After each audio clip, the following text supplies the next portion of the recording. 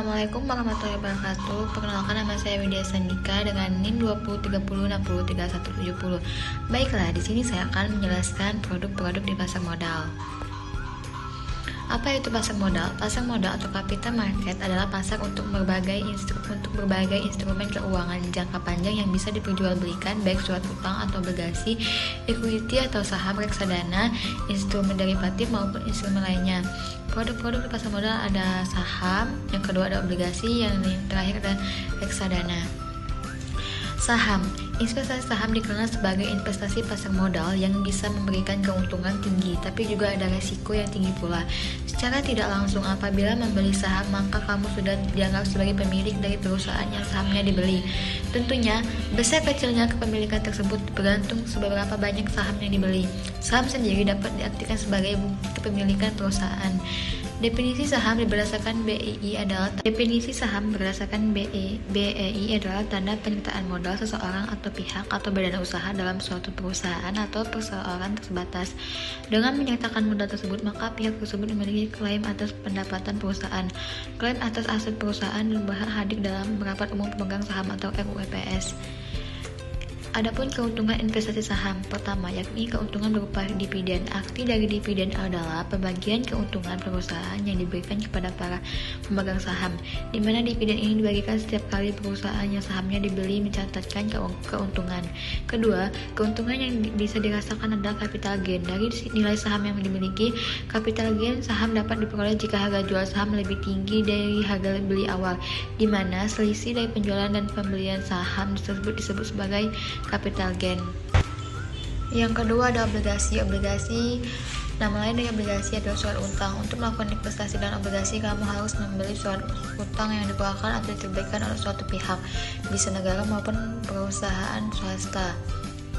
Secara umum, definisi obligasi adalah surat utang jangka menengah panjang yang dapat dipindah tangankan yang berisi janji dari pihak yang menerbitkan untuk membayar imbalan berupa bunga pada periode tertentu dan melunasi pokok utang pada waktu yang telah ditentukan kepada pihak pembeli obligasi tersebut.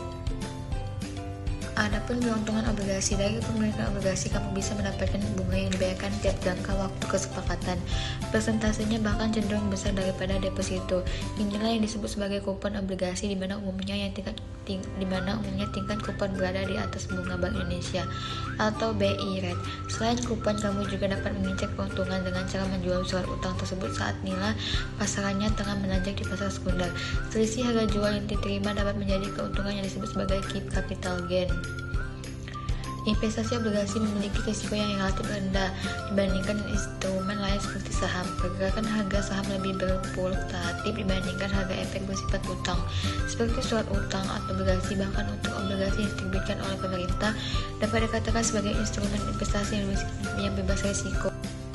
Yang terakhir ada reksadana. Reksadana adalah produk investasi pasar modal yang lebih rendah risiko dan banyak digemari oleh investor pemula. Bisa dibilang investasi reksadana ini adalah bentuk investasi yang sangat bersahabat bagi yang tidak ingin ribet memantau pergerakan investasi alias minim wawasan seputar investasi dan modal kecil. Definisi reksadana adalah wadah yang digunakan untuk menghimpun dana dari masyarakat pemodal untuk selanjutnya diinvestasikan dalam portofolio efek oleh manajer investasi. Adapun investasi reksadana dikelola oleh manajer investasi yang telah memiliki izin dari Otoritas Jasa Keuangan atau OJK.